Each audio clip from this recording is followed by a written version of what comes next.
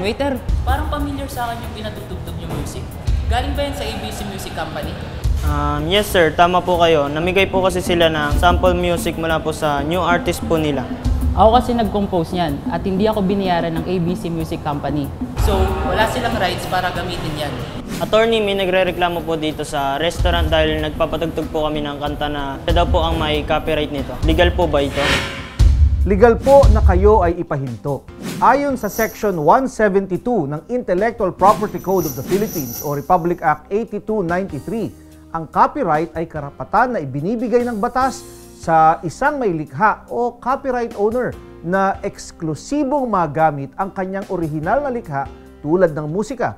Ang copyright ay hindi na kailangang iparehistro dahil kinikilala ito ng batas mula sa oras ng iyong orihinal na paglikha o moment of creation.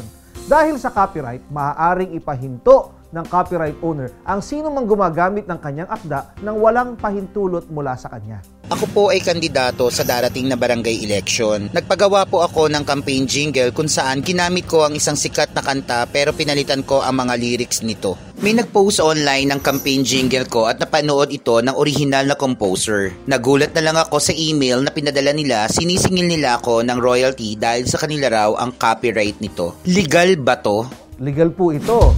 Isa sa mga karapatan na ibinibigay sa copyright owner ay ang economic rights o ang karapatan na maningil ng bayad o royalty sa mga gumagaya o gumagamit ng kanilang akda tulad ng musika. Ang paggamit o pag-angkin ng anumang nilikha ng iba na walang pahintulot ng copyright owner at paggamit nito para sa iyong komersyal na interest o pagkakakitaan ay tinatawag na copyright infringement. Ito ay may parusa na multa mula 50,000 hanggang 150,000 at pagkakulong ng 1 taon hanggang 3 taon ayon sa hatol ng hukuman. Paano kung nagpapatugtog kami ng kanta ng sikat na banda sa aming office party o kaya ay kinakanta namin ito sa videoke bilang katuwa ng aming barkada? Makakasuhan ba kami ng copyright infringement? Hindi kayo makakasuhan dahil ito ang tinatawag na fair use.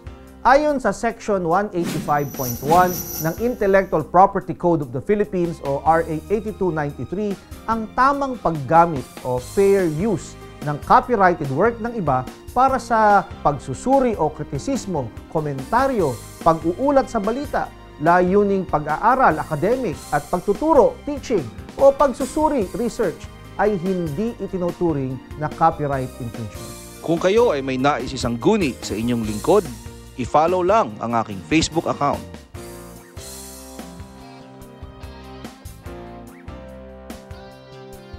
Mga kapatid, Jess De Los Santos po, maging maalam at may pakialam sa mga napapanahong balita sa bansa. Tumutok at mag-subscribe sa News 5 social media pages.